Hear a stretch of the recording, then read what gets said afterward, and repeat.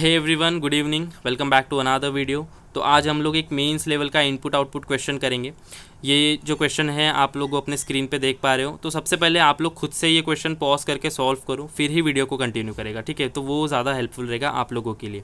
तो स्टार्ट करते हैं हम लोग। इनपुट आउटपुट में क्या होता है, एक इनपुट दिया रहेगा आप लोगों को, और उसके बाद जो है बाकी के स्टेप्स जो है उसको फॉलो कर रहे होते हैं एक पर्टिकुलर लॉजिक में, और फिर और से दूसरा इनपुट दिया जाता है और आप लोगों से एक्सपेक्ट किया जाता है कि आप लोग इस ही लॉजिक को यूज़ करते हुए इसके भी स्टेप, इस इनपुट के जो है स्टेप फाइंड आउट करो, ठीक है? तो इसको हम लोग लिखेंगे नहीं, स्क्रीन से ही लॉजिक फाइंड आउट करेंगे, फिर जाके इनपुट, ये इनपुट है, इसके स्टेप हम लोग स्टेप बाय स्टेप जो है नीचे कंटिन्यू करेंगे, ठीक है? तो देखो, जब इनपुट दिया जाता है आप लोगों को, इनपुट से स्टेप 1 में जाते हैं, फिर स्टेप 2 से स्टेप 3 एंड सो ऑन। तो ऐसा होता है कि इस पे कुछ ऑपरेशन परफॉर्म किया जाता है, तब जाके स्टेप 1 आती है। तो आप लोग देखो, कुछ ऑपरेशन का लॉजिक ये होता है, या तो इस पे कुछ लॉजिक करके प्लस मल्टीप्लाई एडिशन ऐसा करके स्टेप 1 आती है, या तो फिर इन लोग नंबर्स को एक पर्टिकुलर ऑर्डर में या तो फिर एक पर्टिकुलर सिंपल लॉजिक में इनको अरेंज किया जाता है। तो कैसे पता चलेगा कि कुछ ऑपरेशन परफॉर्म किया है या इनको रीअरेंज किया है? तो उसके लिए सबसे सिंपल सा लॉजिक ये है कि आप लोग देखो 643 यहाँ पे इनपुट में, तो आप लोग देखो कि 643 स्टेप 1 में रीअपियर हो रहा है क्या?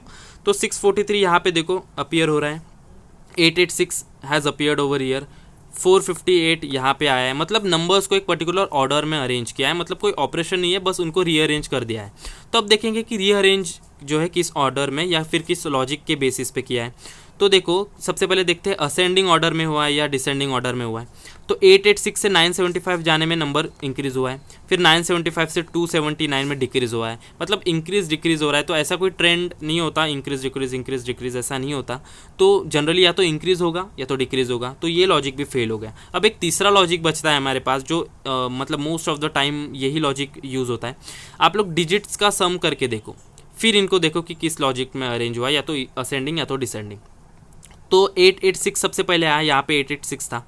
886 को ऐड करो आप लोग, 8 + 8 + 6 कितना आएगा? 8 + 8 16 + 6 22। तो यहाँ पे 22 आया। यहाँ पे ऐड करो 9 + 7 16 + 5 21 आया। तो 22 से 21 डिक्रीज़ हुआ। फिर और से यहाँ पे देखो 9 + 9 18, फिर यहाँ पे देखो 4 + 5 9 + 8 17। तो देख सकते हो डिजिट का सम किया है, और यहाँ पे डिसेंडिंग ऑर्डर में डिजिट के सम के बेसिस पे नंबर्स को रीअरेंज कर दिया है। तो ठीक है, स्टेप 1 का लॉजिक ये है।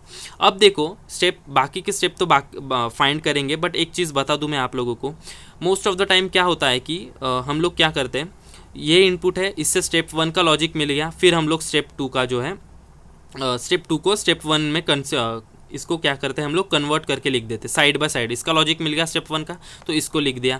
स्टेप 2 का लॉजिक मिल गया, तो स्टेप 1 में वो अप्लाई करके लिख दिया। ऐसे कर सकते हो साइड बाय साइड। या तो क्या करो आप लोग, जल्दी से इस सारे स्टेप्स का लॉजिक फाइंड करके एक साथ ही जो है नीचे लिख दो।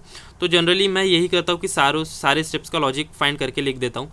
बट कई बार क्या होता है, मोस्ट ऑफ द केसेस, मतलब रेयरली ऐसा होता है कि आप लोगों को जो लॉजिक्स है वो बहुत कन्फ्यूजिंग ऑर्डर में दिए जाते हैं, या तो सिमिलर से थोड़े मिलते जुलते लॉजिक्स हो गए, उल्टे फुल्टे तरीके से अल्टरनेट तरीके से अरेंज कर दिए होंगे। तो ऐसे केस में क्या होता है कि जो है हम लोगों को साइड बाय साइड ही जो है लिखना होता है हमारे स्टेप्स को।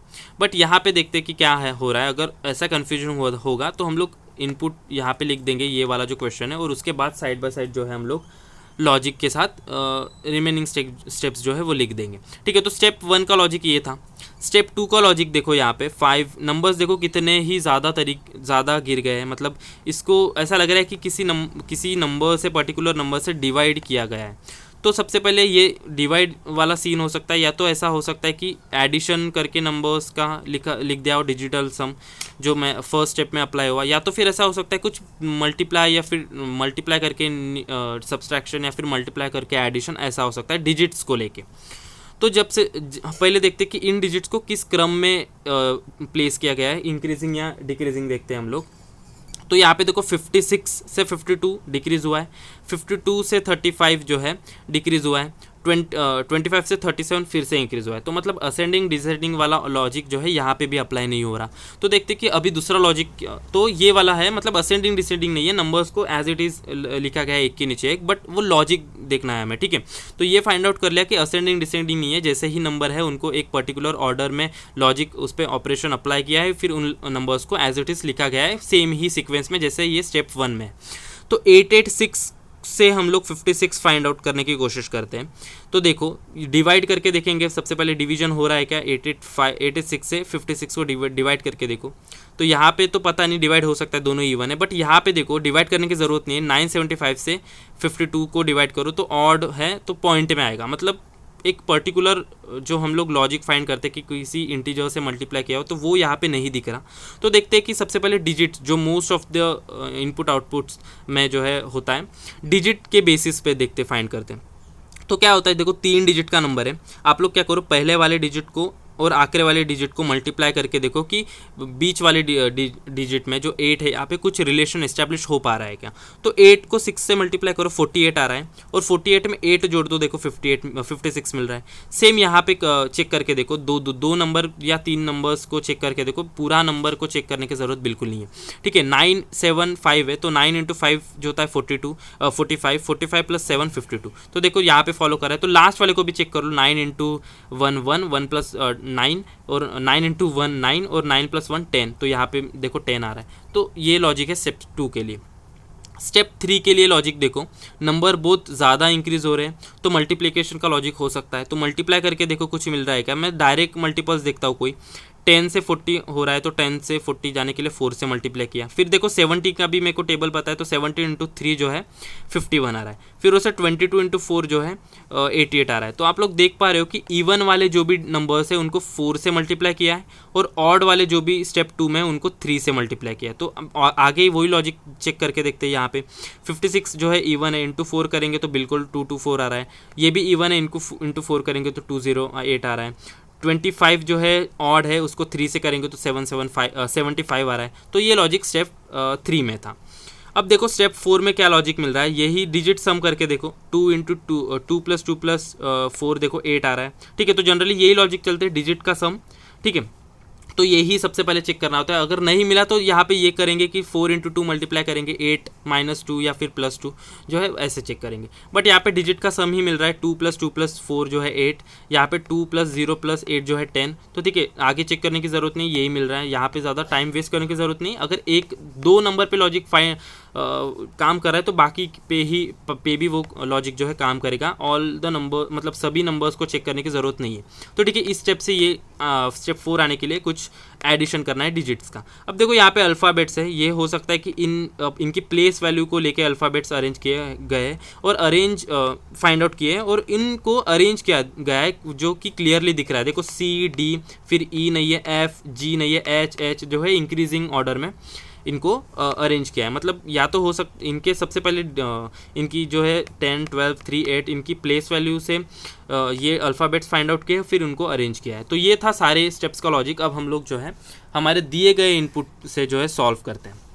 तो स्टेप 1 के लिए हमारे जो थे इनको डिजिट सम को डिक्रीजिंग ऑर्डर में अरेंज किया गया था। तो मैं देखो सबसे पहले यहाँ पे इनपुट लिख लेता हूँ और फिर उनके ऊपर उनका सम लिख देता हूँ, फिर स्टेप बाय स्टेप जो है स्टेप 1 के लिए प्रोसीड करेंगे। तो 557 366 यहाँ पे देखो इनपुट जो है 557 366, दूसरा नंबर था 253 918, तो यहाँ पे लिख देते हैं 253 918। उसके बाद 667 844 यहाँ पे लिख देते हैं कि 667 844 और यहाँ पे जो है 158 479 यहाँ पे भी लिख देते हैं 158 479।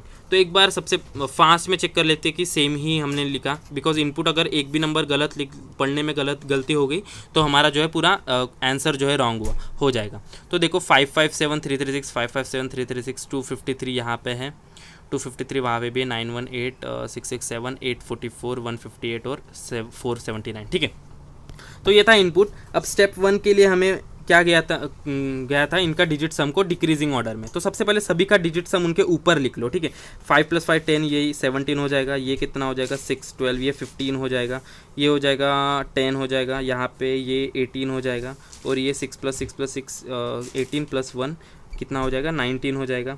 यहाँ पे देखो 8 और 8 जो है 16, यहाँ पे 14 और यहाँ पे जो है 16 और ये कितना हो जाएगा 20, ठीक है। तो ये इनके डिजिट सम है। अब इनको डिक्रीजिंग ऑर्डर में देखो, सबसे पहले 20 इसका सम है तो 479 आएगा सबसे पहले, तो यहाँ पे लिख दो 479। फिर 20 के बाद जो है इसको जो है क्रॉस कर दो यहाँ पे ऊपर में। 20 के बाद 19 है क्या, देखो 19 है, 19 667, तो मैं 667 को इधर लिख देता हूँ 667। उसके बाद 18 चेक करो, यहाँ पे क्रॉस कर देता हूँ, 18 है, 18 को भी क्रॉस कर देता हूँ, 918, तो फिर 918 आएगा। अब देखो 17 है क्या, हाँ बिल्कुल है 17, इसको क्रॉस कर दो 557 आएगा, 557। उसके बाद 16 है क्या, कहीं पे 16 है, 16 जो है 844 है, 844 को यहाँ पे मैं क्रॉस कर दूंगा। 15 देखो 15 है यहाँ पे 366, इसको मैं यहाँ पे क्रॉस कर दूंगा 366 को।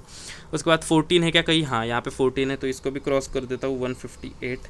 अब देखो 13 नहीं है, 12 11 नहीं है, 10 यहाँ पे 253, तो 253 और यहाँ पे 10। तो देखो सारे ही नंबर्स जो है हमने क्रॉस कर दिए, इससे पता चल जाएगा कि सारे नंबर्स को हमने लिख दिया है यहाँ पे। अब स्टेप 2 था, स्टेप 2 में क्या लॉजिक था, यहाँ पे देखो मल्टीप्लाई किया गया था पहला और आखिरी डिजिट, और फिर बीच वाला जो है प्लस कर दिया गया था। तो यहाँ पे भी सेम करेंगे, 9 को 4 से मल्टीप्लाई करो, 36 + 7 जो भी होगा 43 होगा, यहाँ पे लिख दो। फिर 6 × 7 42 + 6 जो है 48 हो जाएगा। यहाँ पे 9 × 8 करो, 72 + 1 73 हो जाएगा। यहाँ पे 7 × 5 कितना होगा 35 + 5 जो है 40 हो जाएगा। यहाँ पे इसी प्रकार से 8 × 4 होगा 32 + 4 होगा 36। यहाँ पे होगा 6 × 3 18 + 6 कितना होगा 24। यहाँ पे होगा 1 × 8 8 + 5 होगा 13। यहाँ पे देखो 2 × 3 6 6 + 5 11, ठीक है। तो ये लॉजिक स्टेप 3 भी हमारी हो गई, स्टेप 2 हो गई। अब देखो स्टेप 3 में फाइंड करने के लिए क्या लॉजिक था, हमें पता है कि इवन वालों को 4 से मल्टीप्लाई किया गया था और ऑड वालों को 3 से मल्टीप्लाई किया गया था। तो सारे ऑड वालों को पहले 3 से मल्टीप्लाई कर दो, फिर रिमेनिंग जो इवन बच जाएंगे उनको 4 से करेंगे। तो इसको 3 से मल्टीप्लाई करने के पे कितना आएगा 43 को 40 + 3 लिखो, मन के मन में ही करो 40 + 3 और 40 प्लस, देखो मैं एक ही डिजिट के लिए करके दिखाऊंगा, फिर जो है बाकी को इसी हिसाब से करेंगे। 40 को मैंने 40 + 3 और इंटू 3 था तो इंटू 3, तो 40 × 3 120 प्लस 3 × 3 9, मतलब 129 आ जाएगा यहाँ पे, ठीक है। यहाँ पे मैं काट देता हूँ, कन्फ्यूजन ना हो। तो यहाँ पे ये भी ऑड था, इंटू 3 करके देखेंगे तो 210 + 9 आ जाएगा, मतलब आ जाएगा 219। यहाँ पे ऑड कौन सा था 13 × 3 39 और 11 × 3 जो है 33, ठीक है। तो ये सारे ऑड का हो गया। अभी सारे इवन का देखो, इसको 4 से करना है तो पहले 2 से करो, 96 + 96 और से एक बार करो तो 192 आ जाएगा। यहाँ पे 4 से करेंगे तो 160, यहाँ पे 4 से करेंगे तो 144, यहाँ पे 4 से करेंगे तो 96, यहाँ पे और बाकी का हो गया, ठीक है। तो ये इस हिसाब से हमारी, ये देखो ये 2 नंबर नीचे आ गए, इसको यहाँ पे लिख देता हूँ 39 33। तो ये हो गया हमारा स्टेप 3। अब स्टेप 4 के लिए क्या लॉजिक था, देखो स्टेप 4 के लिए भी डिजिट का सम करके एज इट इज़ लिखा गया था, असेंडिंग डिसेंडिंग का कुछ भी रोल नहीं था। तो ठीक है 2 2 4 2 + 2 + 4 8 था, वो इसी हिसाब से उनके नीचे लिखा गया था। तो मैं सेम डिजिट का सम करके नीचे लिख दूंगा। यहाँ पे सभी का सेम करो, कितना होगा 12, यहाँ पे करो, यहाँ पे भी 12, यहाँ पे देखो, यहाँ पे भी 12, यहाँ पे देखो 7, यहाँ पे देखो कितना होगा 9, यहाँ पे देखो कितना होगा 15 और यहाँ पे 12 और यहाँ पे 6। तो ये हो गया हमारा स्टेप 4। अब स्टेप 5 के लिए हमें पता था कि इनके प्लेस वैल्यू को ही पता है। देखो C का 3 यहाँ पे है, D का 4 यहाँ पे है, उसी हिसाब से देखो 8 जो है 8 किसका होता है 8 H का होता है, तो H यहाँ पे H है, यहाँ पे 2 H है तो यहाँ पे भी 8। मतलब इनके जो भी ये दिए गए हैं, इनकी ये जो है, इनकी ये जिन भी अल्फ़ाबेट्स की प्लेस वैल्यू है उनको जो है फाइंड आउट किया गया है और उनको जो है असेंडिंग ऑर्डर में अरेंज किया गया है। देखो C D F H H J L P। तो सबसे पहले इसको फाइंड आउट करने के लिए, अगर आप लोगों को याद है तो अच्छी बात है, बट मेरे को याद नहीं है तो मैं लिखता हूँ। मैं प्रीलिम्स के पहले भी जो 2 मिनट मिलते हैं उसमें मैं जो है लिख लेता हूँ। किस हिसाब से लिखता हूँ मैं आप लोगों को यहाँ पे बताऊँगा। देखो यहाँ पे देखो मैं 13 ऊपर और 13 उनके नीचे लिखता हूँ अल्फ़ाबेट्स। तो यहाँ पे देखो A B C D E F G H I J K L M M तक 13 हो जाते हैं और फिर उसके बाद फिर से मैं नीचे जो है यहाँ से स्टार्ट करता हूँ, MNOPQRSTUVWXYZ। ठीक है, मेरे को ये मैं एग्ज़ाम में प्रीलिम्स से पहले भी इसी तरीके से लिख देता हूँ। ठीक है, तो यहाँ पे देखो जल्दी से लिख देते हैं 1 2 3 4 5 6 7 8 9 10 11 12 13 और यहाँ पे नीचे लिख देंगे 14 15 16 17 18 19 20 21 22 23 24 25 और यहाँ पे 26। तो हमने इनकी प्लेस वैल्यू लिख दी है। अब देखो 12 12 12 और यहाँ पे भी 12 आया। 12 किसकी प्लेस वैल्यू है? एल की। तो एल भी जो है 4 बार आएगा, तो हमको एल लिख लेना है। यहाँ पे 4 बार आएगा, ये भी पता है, यहाँ पे लिख देते हैं एल, या फिर सीधा सीधा जो है हम लोग एल को जो है यहाँ पे लिख देते 4 बार, इनके नीचे लिख देते एल एल एल और एल, फिर इनको जो है अरेंज कर देंगे। ठीक है, तो यहाँ पे एक मैं ड्रॉ कर लेता हूँ लाइन। अब देखो 7 किसका है? 7 जी का है, तो जी इधर, और फिर 9 किसका है? 9 आई का है, आई इधर, 15 ओ का है, और 6 जो है एफ का है। ठीक है, मेरे को नहीं पता तो नहीं पता, मेरे को नहीं याद ही है, तो मैं याद करने की कोशिश भी नहीं की आज तक, और इसकी ज़रूरत भी नहीं पड़ी। एक ही क्वेश्चन मिसलेनियस आता है, तो मैं प्रीलिम्स से पहले जो 2.5 मिनट बैठने को लगाते हैं मैं उसमें लिख देता हूँ यहाँ पे। अब देखो इनको जो है अरेंज करना था हमको इनकी प्लेस वैल्यू के हिसाब से। तो सबसे छोटा कौन सा था? 6 है, तो एफ़ को लिख दो। फिर उसके बाद 7 है, जी को लिख दो। फिर उसके बाद 8 नहीं है, 9 है, फिर आई को लिख दो। 10 नहीं है, 11 नहीं है, 12 है, तो 12 जो है 4 बार था, तो 1 2 3 4। उसके बाद आई है, आई नहीं सॉरी, उसके बाद 15 है ओ। तो ये है इसकी स्टेप 5, और यहाँ पे बोला गया था कि step 5 is the output of the above input, तो यहाँ पे ये भी जो है इसका आउटपुट हो जाएगा। ठीक है, तो ये था हमारा दिए गए क्वेश्चन का इनपुट, और ये थे इसके 5 स्टेप्स, और इसके 5th स्टेप जो है हमारे दिए गए इनपुट का आउटपुट है। तो this was the input output वाला question. Let's see the questions. इसको जल्दी से देख लेते क्वेश्चन को। देखो, what is the second step of the following input. So जो दिए गए इनपुट के सेकंड स्टेप पूछ रहे हैं यहाँ पे। देखो सेकंड स्टेप थी हमारी 43 सेकंड लास्ट स्टेप बोला है। सेकंड लास्ट स्टेप देखो, सेकंड लास्ट मतलब लास्ट 50, तो सेकंड लास्ट 4th हो गई। 12 12 12 7 9 15 12 6। तो यहाँ पे देखो कौन सा मैच कर रहा है? 12 12 12 7 9 15 12 6, ये जो है ये मैच कर रहा है। ऑप्शन बी मैच कर रहा है, तो option B will be the correct answer for question number 1। Question 2 कह रहा है कि which of the following numbers is third to the right of 6th number from the right end in step 3। तो step 3 की बात कर रहे हैं, और ये लोग बोल रहे हैं कि which of the following numbers is third to the right of 6th number from the right end. Right end से 6 से राइट में फिर से जाना है, तो 6 से जो है 3 घटा दो, तो राइट एंड से जो है तीसरा नंबर पूछा गया है। तो राइट एंड से तीसरा देखो स्टेप 3 का 1 2 3 96, तो 96 ऑप्शन डी मैच कर रहे हैं। इसको हम लोग, ये एक सिंपल से ट्रिक है, इसको मैं मैन्युअली मतलब कन्वेंशनल भी सॉल्व करके बताता हूँ कि जो थर्ड टू द राइट है 6th number from the right hand. 6th number of from the right hand देखो थर्ड 3 में 1 2 स्टेप 3 में 1 2 3 4 5 6, और इसके थर्ड टू द राइट में मतलब 2 छोड़ के राइट में 1 2 देखो 96 आया। तो इसको ऐसे भी सॉल्व कर सकते हैं, राइट से 6 है तो 6 के भी राइट में जा रहा है, तो सेमी डायरेक्शन में जा रहा है, तो माइनस कर दो जो थर्ड है, तो 6 में से थर्ड माइनस कर दो तो 3 आएगा, तो राइट से तीसरा वाला 1 2 3 96 इस हिसाब से कर सकते हैं। ठीक है, तो option D will be the correct answer for question number 2। Let's see question number 3। How many odd numbers are there in step 2। Step 2 में ऑड देखो कितने हैं? 1 2 3 4, सो 4 ऑड नंबर्स है, तो option D will be the correct answer for question number 3। Okay, so question 4 में देखते हैं। Question 4 में कहना चाह रहा है कि in the step 4 which number will be 6th to the right of 7th number from the right end for the input given below। तो इसमें भी जो हमने सेकंड वाले क्वेश्चन में लॉजिक तरीका यूज़ किया था ना कि 6 to the right of 7th number, 7th के भी राइट से जो 7th है फिर उसी सेम डायरेक्शन में 6, मतलब 7 - 6 करो 1 आएगा, तो राइट से 1 मतलब राइट से फर्स्ट वाला स्टेप 4 का जो है राइट से फर्स्ट जो आ रहा है 6 आ रहा है, तो ऑप्शन डी मैच कर पा रहे हो आप लोग। यहाँ पे मैं कन्वेंशनली भी सॉल्व करके दिखाता हूँ कि राइट से 7th वाला बोला था, यहाँ से 7th देखो 1 2 3 4 5 6 7, और इसके 6 टू द राइट में मतलब 5 छोड़ के राइट में 1 2 3 4 5 छोड़ के राइट में 6। तो ठीक है, ये था इसका 4th क्वेश्चन का आंसर। अब देखो 5th क्वेश्चन का answer. How many vowels are there in the last step.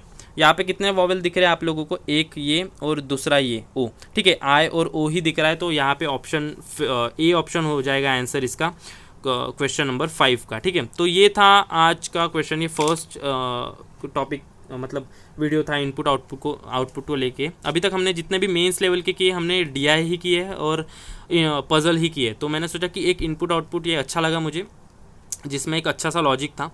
तो आई थॉट कि why not share this question with you guys. ठीक है, तो ये था। और अगर बाकी टॉपिक्स पे भी वीडियो चाहिए तो you can just let me know by commenting below कि किस टॉपिक पे वीडियो चाहिए, रीजनिंग हो या फिर क्वांट हो, उस पर भी वीडियो आएगी। ठीक है। और एक चीज़, कुछ लोग मतलब कुछ कमेंट्स थे बुक लिस्ट को लेके क्वांट और इंग्लिश के लिए। तो इंग्लिश के लिए तो मैंने एक वीडियो बनाया था, मैंने उसमें बोला है कि जो भी ग्रामर, वोकैब और RC जो है वो नॉवेल्स या फिर कोई भी रीडिंग कर लो, उससे इम्प्रूव हो जाएगी। और अगर ग्रामर के लिए आप खुद और से कुछ ज़्यादा करना चाहते हो तो यूट्यूब पे कोई भी वीडियो किसी भी चीज़ के लिए चाहिए तो यूट्यूब पे जस्ट सर्च कर लो, टेंस पे चाहिए या फिर आर्टिकल पे चाहिए और वीडियोस देख लो। ठीक है, एक दो टीचर्स के, अलग अलग टीचर्स के देख लो, अच्छे से समझ में आ जाएगा। ठीक है। रही बात क्वांट की, तो क्वांट के लिए तो सबसे पहले एक इम्पॉर्टेंट चीज़ है, आप जनरल बेसिक तो यूट्यूब वीडियो सर्च करके पढ़ लो। बुक लेने की बिल्कुल भी ज़रूरत नहीं है। बुक से बिल्कुल मैंने नहीं पढ़ा तो बिग बुक्स से मैं ये भी बोलूँगा नहीं कि आप लोग पढ़ो। अगर आप लोगों को मेरे को कोई चीज़ बुक रेकमेंड करनी है तो सबसे पहले मुझे वो चीज़ जो है खुद से पढ़नी होगी, फिर मैं जाके बता सकता हूँ कि हाँ ये बुक मुझे अच्छी लगी तो मैं आप लोगों को बोल सकता हूँ कि आप लोग करो। बट मैंने ही यूट्यूब से ही पढ़ा था, तो आप लोग भी यूट्यूब से पढ़ो। उसके बाद जो है बेसिक सारे क्लियर करने के बाद गूगल पे जाके एस्पायरेंट जोन हो गया या फिर स्मार्ट कीड़ा हो गया या फिर क्लाउड अफेयर्स हो गया, इन पे बहुत सारे ही सेट्स अवेलेबल है हर एक टॉपिक पे, वो कर लो आप लोग। ठीक है, तो वो करने के बाद जो है आप लोगों की सारे जो है कॉन्सेप्ट क्लियर हो जाएंगे। उसके बाद सेक्शनल मॉक दो क्वांट के लिए, तो ये रीजनिंग के लिए भी सेम सेक्शनल मॉक दो। तो ये था कुछ डाउट्स जो आ रहे थे कि बुक लिस्ट को लेके। एक चीज़ जो है, एक बुक है, मैं क्वांट के लिए बोलना चाहूँगा। मैंने मेरे दोस्त, my friend has just prepared his मतलब क्वांट फ्रॉम दैट बुक। वो है एक विली की बुक थी, विली की बुक आती है अमेज़ॉन पे 150 रुपये की कुछ अवेलेबल है। विली करके एक बुक है, विली पब्लिकेशन की, सॉरी विली, हाँ पब्लिकेशन ही है उसकी। एक येलो कलर की बुक आती है, येलो वाइट, तो वो एक अच्छी बुक है। तो वो अगर आप लोग चाहो तो कर सकते हो। वो बुक से मैंने पढ़ा नहीं है, बट वो बुक्स के से मैंने क्वेश्चन जो है सॉल्व किए थे इस एग्ज़ाम के पहले। उस बुक में कैसा है कि सबसे पहले टॉपिक है, उसको अच्छी से एक्सप्लेन किया गया है उन लोगों ने, एक पर्टिकुलर मतलब सारे क्वांट के टॉपिक पे, और DI भी है, अर्थमेटिक भी है, सब कुछ है। और उसके बाद उन्होंने क्या किया है, उस पर 3 सेट्स दिए क्वेश्चन के, लो लेवल, मॉडरेट लेवल और हाई लेवल। तो मैंने लो लेवल नहीं किए थे, मैंने मॉडरेट लेवल ही किए थे और हाई लेवल किए थे। तो भी अगर आप लोगों के बेसिक्स अच्छे तो लो लेवल स्किप कर दो बिल्कुल भी, मतलब लो लेवल बहुत ही बेसिक फार्मूला बेस्ड क्वेश्चन है, वो करने की ज़रूरत नहीं है। मॉडरेट लेवल सबसे पहले कर दो, एक जिस भी टॉपिक में प्रॉब्लम फेस हो रही है उसकी मॉडरेट लेवल करो, और जब उसके सारे क्वेश्चन बन जाए तो हाई लेवल करो। हाई लेवल सारे क्वेश्चन मेंस लेवल पे ही फोकस करके है उस बुक में।